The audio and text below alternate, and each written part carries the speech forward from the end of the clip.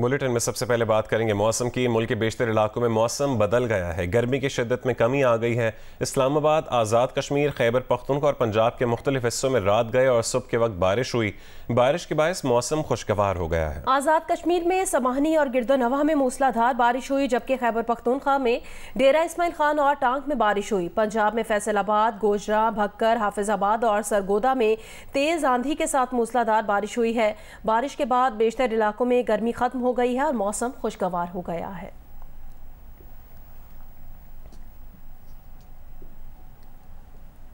मौसम ने करवट लेना शुरू कर दी है। उसके असरात लाहौर में भी महसूस किए जा रहे हैं और लग ऐसा रहा है कि लाहौर के शहरियों की अब गर्मी और हब से जान छूटने वाली है। तफसीलात बताएंगे सुहेल इमरान। जी, मौसम ने करवट बदलना शुरू कर दी है और उसके असरात हम लाहौर में भी महसूस कर रहे हैं और लग ऐसा रहा है कि अब हब से जान छूटने वाली है।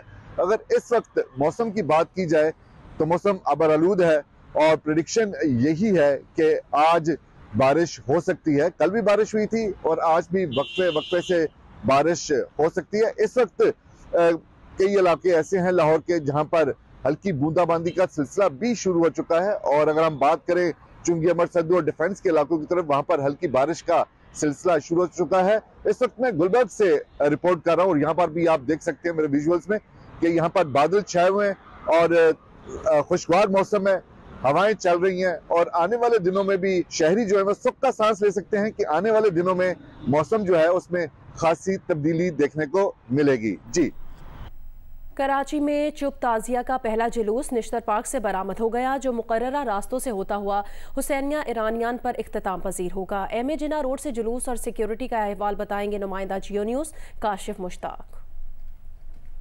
बिल्कुल, चुप ताजिए का मरकजी जुलूस जो है वो अपने मुकर्रर रास्तों पर गामजन है। अब से कुछ देर कबल जो है वो नेशनल पार्क में मजलिस हुई और मजलिस के बाद जो जुलूस है वो बरामद हुआ है। जो जुलूस के मरकजी रूट है, ना सिर्फ सिक्योरिटी एहलकार जो है वो आगे मौजूद हैं, बल्कि उसके साथ साथ जो है वो आप देख सकते हैं कि अज़रदारान आगे की जानिब बढ़ रहे हैं। पहले रूट को क्लियर किया जा रहा है, उसके बाद ही जो है वो इन्हें आगे जाने की इजाज़त दी जा रही है। नेशनल पार्क से बरामद होने वाला जो पहला जुलूस है वो है हुसैनिया ईरानिया इमाम बारगाह खारा दर पर इख्तिताम पजीर होगा। इस हवाले से सिक्योरिटी के सख्त इंतजाम किए गए हैं। पुलिस हुकाम की जानिब से बताया जा रहा है कि जुलूस के जितने भी एतराफ की रास्ते हैं उन्हें जो है वो कन्नाते लगाकर मुकम्मल तौर पर बंद किया गया है और इस हवाले से ये भी कहा गया है कि ट्रैफिक प्लान भी तरतीब दिया गया है और किसी भी शहरी को जो है वो एम ए जिना रोड पर आने की इजाज़त नहीं दी जा रही है। दीगर खबर में आपको बताएं, मुस्लिम लीग नून के रहनुमा तातारा ने कहा है कि चेयरमैन पीटीआई कई साल जेल से बाहर नहीं आएंगे। नवाज शरीफ के आने की तारीख अटल है, इसमें कोई रद्दोबदल नहीं होगा। मुस्लिम लीग नून में शामिल होने वाले राजा रियाज ने कहा, जो ये कहता था जिसने इससे छोड़ा उसकी सियासत खत्म हो जाएगी, आज आकर देखो हमारी सियासत खत्म हुई है या तुम्हारी सियासत।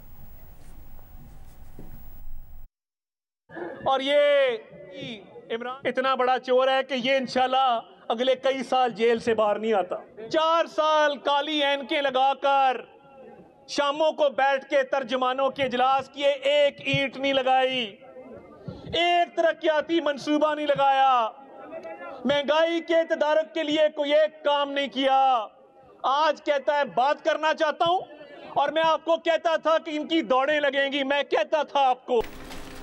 गैर शरई निकाह केस में चेयरमैन पीटीआई की अदालत पेशी का मामला, सुप्रीटेंडेंट अटक जेल चेयरमैन पीटीआई को सुबह अदालत पेश नहीं करेंगे। सुप्रीटेंडेंट अटक जेल ने सिविल जज कुदरतुल्लाह को खत में लिखा कि चेयरमैन पीटीआई साइफर केस में अटक जेल में जेर हिरासत है। सीक्रेट एक्ट अदालत के जज अबुल हसनात जुल्करनैन अटक जेल में चेयरमैन पीटीआई का ट्रायल कर रहे हैं। चेयरमैन पीटीआई को अटक जेल से बाहर लाना खतरे से कम ना होगा। अटक से इस्लामाबाद के सफर में कोई भी वाकया पेश आ सकता है। चेयरमैन पीटीआई को सुबह अदालत पेशी से इस्तिस्ना दिया जाए। गैर शरई निकाह केस में चेयरमैन पीटीआई को सुबह अदालत पेश करने का हुक्म दिया गया था।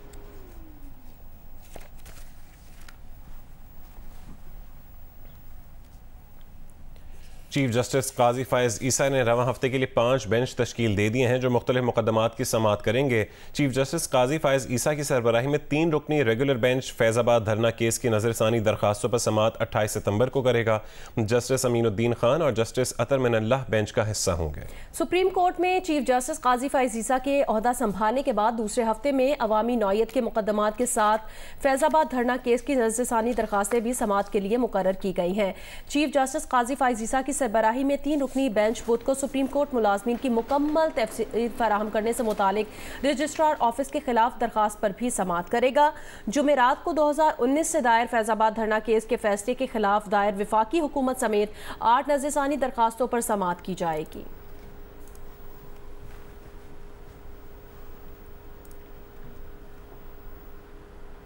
उमर अता बंदियाल के फ़ोन पर जस्टिस सरदार तारिक मसूद नाराज़ हो गए थे। अहम तफसीलात सामने आ गई हैं। जस्टिस सरदार तारिक मसूद के खिलाफ शिकायत आई तो साबिक चीफ जस्टिस ने उन्हें ही फ़ोन करके उनकी राय मांग ली। जस्टिस सरदार तारिक मसूद फ़ोन पर नाराज़ हो गए।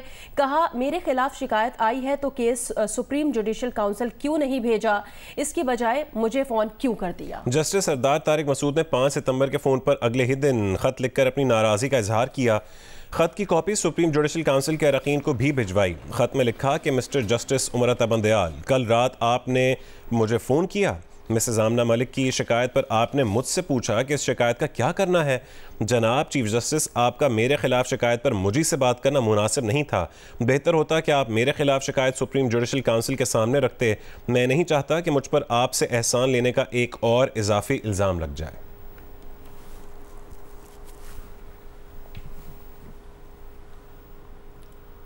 निगरान वज़ीर आज़म अनवारुल्लाह काकड़ ने कहा है कि चेयरमैन PTI या जेल काटने वाले पार्टी के सैकड़ों अरकान के बगैर भी शफाफ इंतखाबात हो सकते हैं। PTI में शामिल हज़ारों अफराद जो गैर कानूनी सरगर्मियों में मुलव्वस नहीं, इलेक्शन में हिस्सा नहीं ले सकते। निगरान वज़ीर आज़म अनवारुल्लाह काकड़ ने अमरीकी खबर रसां इदारे को एक इंटरव्यू में कहा, तहरीक इंसाफ को इंतखाबात में कामयाबी से रोकने के लिए फौज की जानिब से धांधली करने की बात मुज़्ज़िका खेज है। आम इंतखाबात फौज नहीं, इलेक्शन कमीशन कराएगा। निगरान वज़ीर आज़म के बयान पर रद्द अमल में तर्जुमान तहरीक इंसाफ ने कहा कि चेयरमैन PTI या तहरीक इंसाफ के बगैर कराया गया इलेक्शन गैर आइनी, गैर इखलाकी होगा। ऐसे इंतखाबात को अवाम हरगिज़ कबूल नहीं करेंगे। अनवारुल हक काकड़ अपने बयान की फौरी वजाहत करें। अनवारुल हक बतौर निगरान वज़ीर आज़म अपनी हुकूमत को शरंगेज़ मनसूबों से अलग करें। निगरान वज़ीर आज़म का बयान रियासती ढांचे में पाई जाने वाली अदम हसासियत का मज़हर है। तहरीक इंसाफ पाकिस्तान की सबसे बड़ी वाहिद नुमाइंदा सियासी जमात है।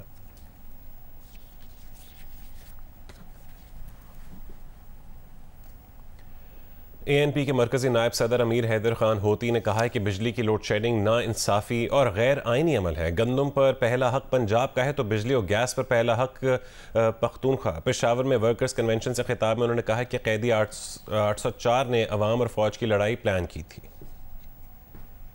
एक साहिब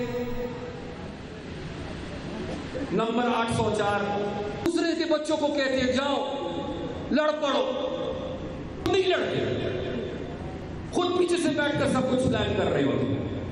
क्या प्लान कर रहे होते? अवाम और फौज की लड़ाई।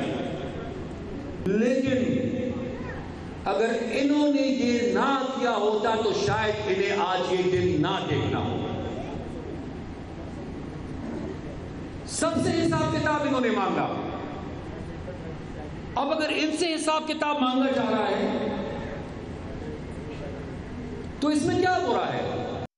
लाहौर समेत मुतादिद अजला में जाली इंजेक्शन लगाए जाने से बिनाई मुतासिर होने के बाद डिप्टी ड्रग कंट्रोलर की मुद्दत में 2 अफराद के खिलाफ मुकदमा दर्ज कर लिया गया है। ताहम ताहाल किसी मुलजिम की गिरफ्तारी अमल में नहीं आ सकी। लाहौर से रिपोर्ट देखिए।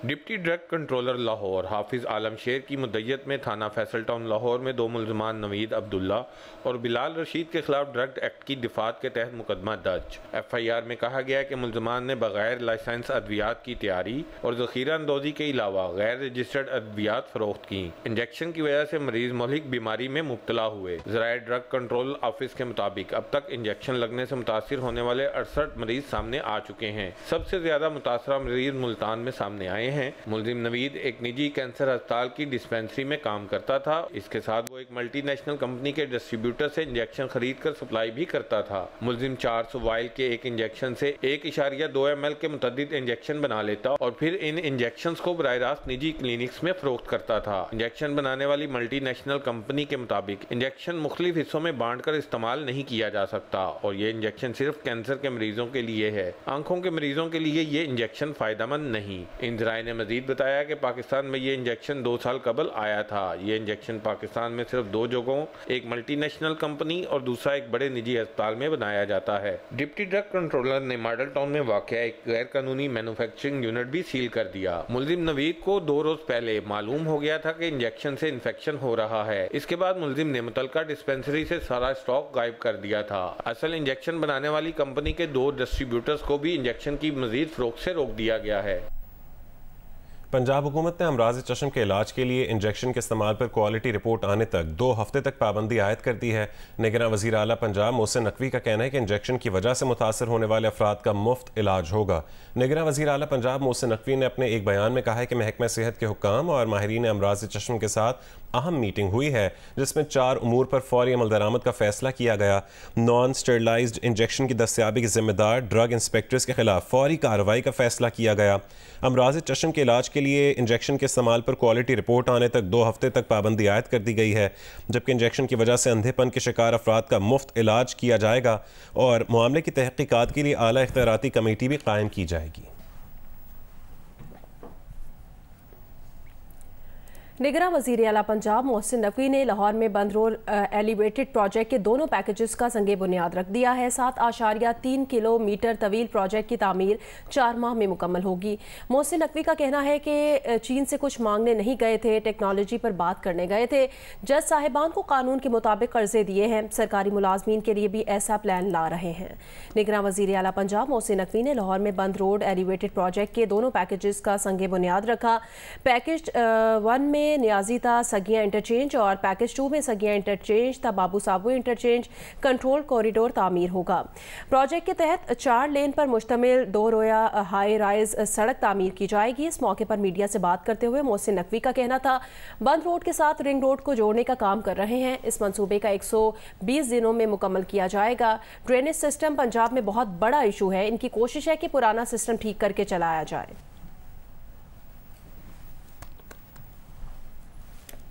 हम वहाँ से कुछ मांगने नहीं गए थे, वहाँ से टेक्नोलॉजी लाने के लिए हमने बात की है और उन्होंने हमारे साथ बहुत ज़्यादा ताउन किया है। लोन वाली वो कोई नई चीज़ नहीं है, वो बिल्कुल कानून के मुताबिक हमने की है और उसमें जो उनका राइट है वो हमने दिया है। मगर हम उनके लिए आई थिंक गवर्नमेंट एम्प्लॉयज़ के लिए भी काफ़ी ज़्यादा प्लान कर रहे हैं, स्कीम्स बनाई हैं, वो भी अगले दिनों में आपको नज़र आ जाएंगे। महंगे पेट्रोल से परेशान अफराद ने बचत के लिए मोटरसाइकिलों में खतरनाक LPG किट लगवाना शुरू कर दी है। कहते हैं कि LPG से बहुत अच्छी एवरेज मिल रही है। खैरपुर में मांग बढ़ते ही किट की कीमत भी बढ़ गई है। रिपोर्ट करेंगे यासिर फारूकी। पेट्रोलियम मसनूआत की कीमतों में होशरुबा इजाफे ने गरीब आवाम का माहाना बजट मुतासर कर रखा है।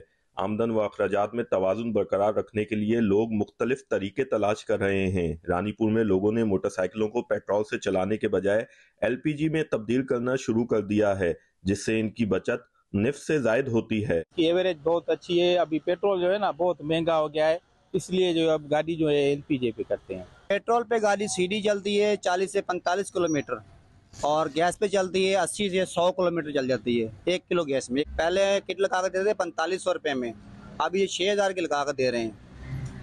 पहले 1-2 कस्टमर था, अभी ज्यादा कस्टमर है। LPG पर मोटरसाइकिल चलाना खतरनाक तो है, मगर महंगाई के सताए लोग बचत के लिए ये खतरा मोल लेने पर भी मजबूर हैं। खतरनाक तो बिल्कुल है, लेकिन क्या करे, रिस्क तो उठाना पड़ता है ना, क्या करे इंसान। इब्तदाई तौर पर 10 इलाकों के लोग अपनी मोटरसाइकिलों को पेट्रोल से LPG पर मुंतकिल कर रहे हैं, जबकि शहरी सतह पर ये रुझान अभी कम है। कैमरामैन उसामा तलत के साथ यासिर फारूकी, जियो न्यूज, खैरपुर। दरियाए सतलुज और दरियाए रावी से सैलाब तो गुजर गया, लेकिन दरिया के पानी से आबी कटाव जारी है। दरियाई पट्टी पर रहने वाली आबादियां शदीद मुश्किलात का शिकार हैं। तफसील बताएंगे बहावलनगर से दरियाए सतलुज पर मौजूद जियो न्यूज़ के नुमाइंदे फहद शफीक और कमालिया से अपडेट देंगे अमजद सईद। आज बिल्कुल दरियाए सतलुज में सैलाब तो गुजर गया, पानी की सतह में कमी तो आई है, लेकिन अभी तक उसके नुकसानात जारी हैं। मैं इस वक्त बहावलनगर के मौजा अकुका में मौजूद हूँ। मेरा कैमरामैन अगर आपको दिखा सके तो ये पीछे एक बहुत बड़ी बस्ती है अकुका बस्ती, जिसके तकरीबन 10,000 के करीब आबादी है और ये एक कारपेट रोड था जो कि अब खत्म हो चुका है और घर भी जो है वो दरिया बुर्द हो रहे हैं। लोग अपनी मदद आपके तहत अपने घरों से शिफ्ट हो रहे हैं और ये मेरे पीछे आप देख सकते हैं कि ये अभी भी दरिया गुर्दी का ये सिलसिला जो है वो जारी है और जो है ये मकानात लोगों के गिरे हैं जिन्होंने अपनी मेहनत से यहाँ पर बनाए थे और दरिया बुर्द हो रहे हैं लेकिन नहीं पहुँच सकी, तो हुकूमत वक्त यहाँ पर नहीं पहुँच सकी और इनकी कोई दिलजोई के लिए यहाँ पर कोई नहीं आया। यहाँ पर अभी तक सैलाब की जो तबाहकारियाँ हैं वो मुसलसल जारी हैं। जी बिल्कुल, इस वक्त मैं दरियाए रावी पुल वहाब के मकाम पर मौजूद हूँ। यहाँ से 1.5 किलोमीटर दूर बह रहा है, ताहम दरियाए रावी ने अपना दूसरा रास्ता अलग से बना लिया है और उसके दरमियान में जो नया रास्ता बनाया है और जो पुराना दरियाए रावी बह रहा है इसके दरमियान में तकरीबन 2000 एकड़ से जायद ज़ेरे काश्त रकबा, उसका जमीनी रास्ता बिल्कुल मुनक़ता हो चुका है। शहरी कश्तियों के जरिए सफर करने पर मजबूर है। इस बारे में जब हमारी यहाँ के मकीनों से बात हुई तो उनका कहना था कि हमारी फसलें खराब हो रही हैं क्योंकि हम जरी मशीनरी ट्रैक्टर वगैरह कश्तियों के जरिए उधर दूसरी तरफ नहीं ले जा सकते हैं। इन्होंने हुकूमत से मुतालबा किया है कि हुकूमत जो दरियाए रावी ने नया रास्ता बनाया है यहाँ लोहे का आर्जी पुल फौरी तौर पर बनाए। बलूचिस्तान के सैलाब से मुतासरा जिला नसीराबाद के इलाके डेरा लयार में पीने के साफ पानी की शदीद किल्लत के बायस शहरी पानी की बूंद बूंद को तरस गए हैं। मजीद सूरत हाल बताएंगे जियो न्यूज़ के नुमाइंदे आबिद बलोच। जी, बलूचिस्तान के सैलाब से मुतासरा इलाका डेरा लहर के मुख्तलिफ इलाकों में पीने के साफ पानी की शदीद किल्लत पैदा हो गई है और शदीद गर्मी में शहरी पानी की तलाश में सरकर्दा नजर आ रहे हैं और शहरी गुज़श्ता 2 हफ्ते से पानी की बूंद बूंद को तरसने लगे हैं। पानी की किल्लत ने जहां शहरियों का जीना महाल कर दिया है तो वहां पर शहरी मजबूरन गंदे तालाबों से पानी इस्तेमाल कर रहे हैं। पानी नहीं है, परेशानी है, वजू के लिए पानी नहीं है, 3-3 मोटर लगे हुए हैं, कोई स्टार्ट नहीं है, पता नहीं कोई बात नहीं करता है, कोई बात करे तो किससे करे। जी, आपने सुना कि पीने का पानी अपनी जगह, वो गुस्ल करने के लिए भी परेशान है। जी, 11 साल की उम्र में अगवा होने वाली सरगोदा की ताहिरा बतूल 12 बरस बाद मुलजिमान के शिकंजे से बाजियाब होकर पनाह के लिए शेल्टर होम पहुंच गई। ताहिरा बतूल के साथ क्या वाकयात पेश आए बताएंगे मलिक मोहम्मद असगर। सरगोदा के कस्बा भेरा की रिहायशी ताहिरा बतूल को 12 बरस कबल उस वक्त अगवा किया गया जब उसकी उम्र 11 साल थी। ताहिरा बतूल का कहना है कि उसके मामू और दीगर रिश्तेदारों ने प्रॉपर्टी के तनाजे पर अगवा करके लाहौर पहुंचाया और बाद में उसे 1.5 लाख के एवज बक्कर फरोख्त कर दिया। वहां से उसे अगली पार्टी को फरोख्त किया गया जहां उसका नाम ताहिरा बतूल से तब्दील करके शाजिया रखा गया और जबरदस्ती शादी भी कर दी गई। 12 साल मेरी जिंदगी का इन लोगों ने बर्बाद कर दिया है। अब मैं क्या करूं और कहाँ जाऊं, कोई भी हमारा साथ नहीं दे रहा। हम लोग घर से बिगाड़ रहे हैं, वहाँ पर रहने भी नहीं दे रहे, हमारा जीना मुश्किल कर दिया हुआ है। सबसे मेरी यही मिन्नत है कि मेरी मदद करो और मेरा साथ दो, मुझे इंसाफ दिलवाओ। शाजिया बतूल अब 2 बच्चों की मां है और मुल्ज़िमों के शिकंजे से भागकर सरगोदा के शेल्टर होम में मौजूद है। उसका कहना है कि मेरे अगवा का मुकदमा मेरे वालिदैन ने 12 बरस कबल दर्ज करवाया। अब मेरा मुतालबा यही है कि मुल्ज़िमान को गिरफ्तार किया जाए। 12 साल तो हम इसके लुटा नहीं सकते, कम से कम इसके मुल्ज़मान जो आज इसके पीछे लगे हुए हैं, इसकी जान का खतरा है, इसको कम से कम वो तो अब इसको इंसाफ लेकर मिले। डीएसपी भेरा सर्कल चौधरी फयाज हंजरा से रब्ता किया गया तो उन्होंने बताया कि ताहिरा बतूल का बयान रिकॉर्ड करके मामले की तहकीकात शुरू कर दी गई है। कोई भी मुल्ज़िम कानून की गिरफ्त से नहीं बच सकेगा। ताहिरा बतूल को इंसाफ जरूर मिलेगा। कैमरामैन जहीर खान के साथ मलिक मोहम्मद असगर, जियो न्यूज़, सरगोदा। खेल के मैदान से खबर दें, कराची में जारी ओवर 40 ग्लोबल क्रिकेट कप में पाकिस्तान वेटरन्स ने वेस्ट इंडीज़ को 6 विकेट से शिकस्त देकर मुसलसल चौथी फतह समेट ली है। वेस्ट इंडीज़ के 202 रन का हदफ पाकिस्तान ने 41वें ओवर में बासानी हासिल कर लिया। मैच जियो सुपर से बराह रास्त नशर किया गया। An aggressive stroke on the leg side. The fielder at fine leg was a little late in reacting to that one and as a result national stadium में खेले गए ओवर 40 ग्लोबल क्रिकेट कप के match में West Indies veterans ने पहले batting करते हुए मुकर्रर ओवर्स में 8 विकेट पर 201 रन बनाए। नरसिंह देव नारायण 49 रन बनाकर नुमाया रहे।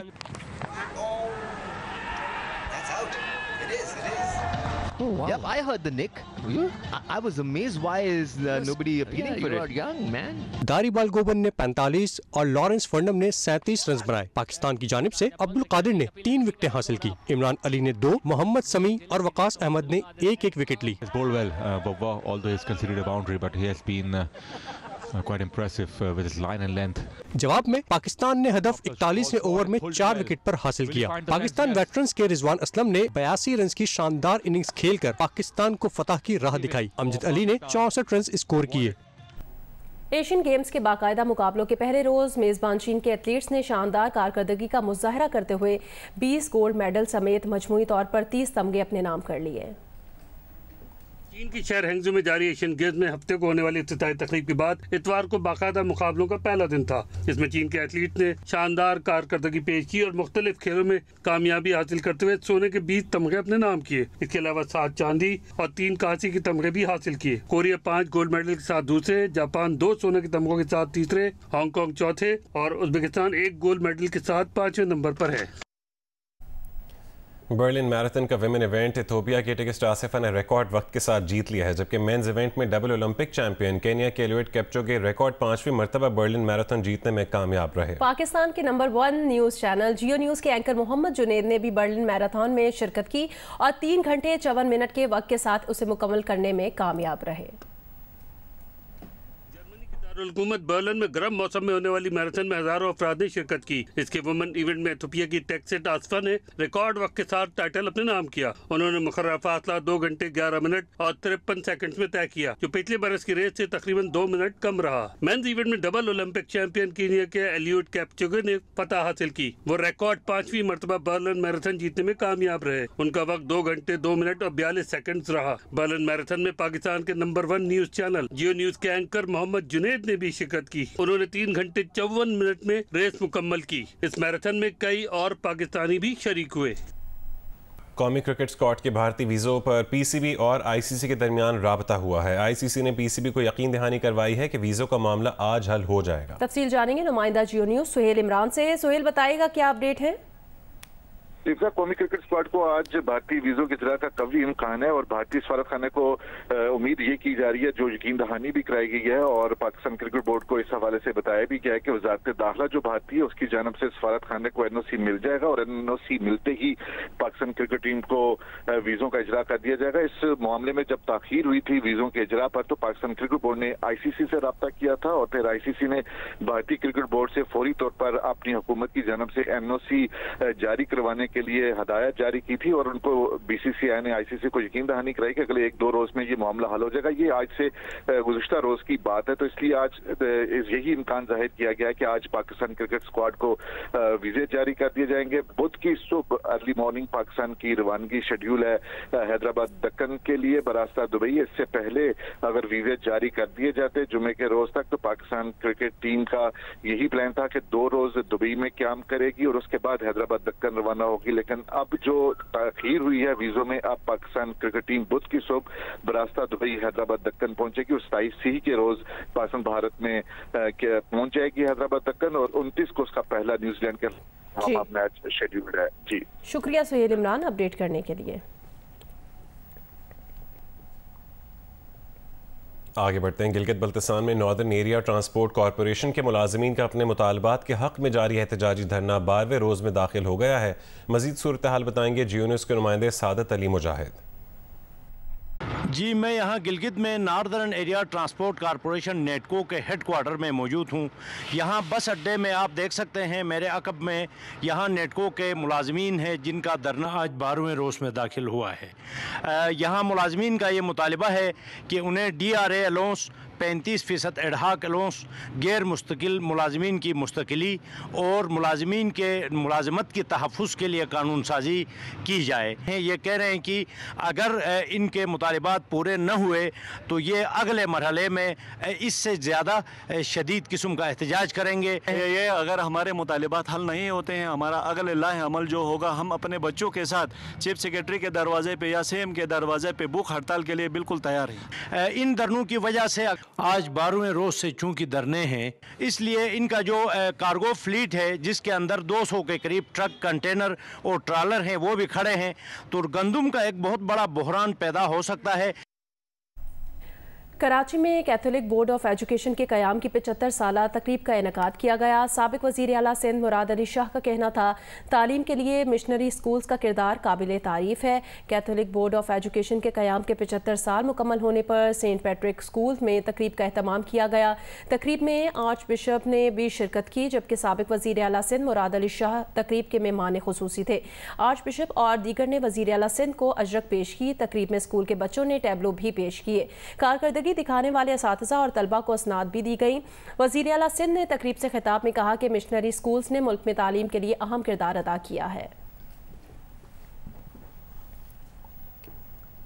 संजीदा मज़ाहिया बैनुल अक़वामी और मयारी थिएटर, ये तारुफ़ पाकिस्तान थिएटर फेस्टिवल का, जहां हर रोज़ दिलचस्प, मुनफरिद और हालात हाज़िरा पर थिएटर पेश किए जा रहे हैं। जियो पाकिस्तान थिएटर फेस्टिवल का मीडिया पार्टनर है। 70वें रोज़ का अहवाल बताएंगे नुमाइंदा जियो न्यूज़ वलीद अहमद।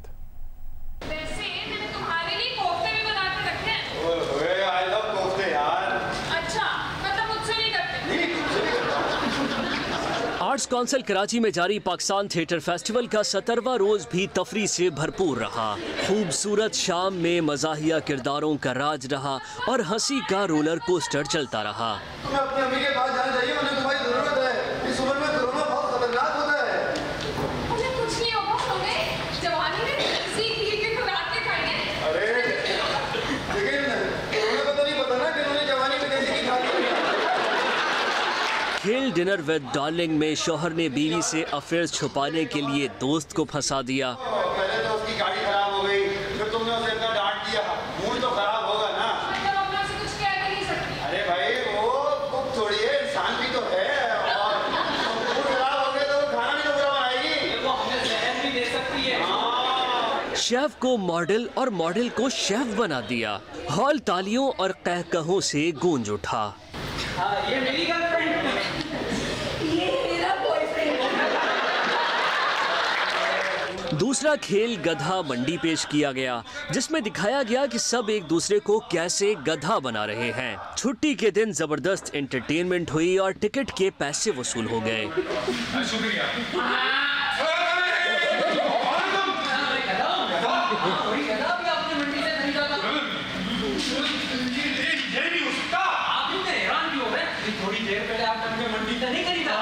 किस तरीके से लोग एक दूसरे को पागल बना रहे हैं, और एंड में आप कुछ भी कर लें आपके ऊपर ही आती है। आप दूसरों के साथ जो करते हैं वो इन दी एंड आपके साथ भी होता है। माइंड फ्रेश हुआ उसको देख के, और बहुत अच्छी इनकी अदाकारी थी।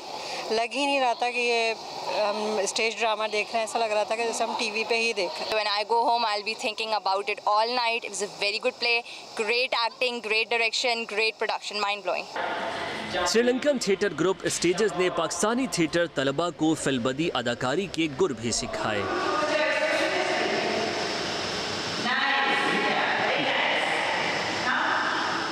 कैमरामैन अदनान जैदी के साथ वलीद अहमद, जियो न्यूज़, कराची।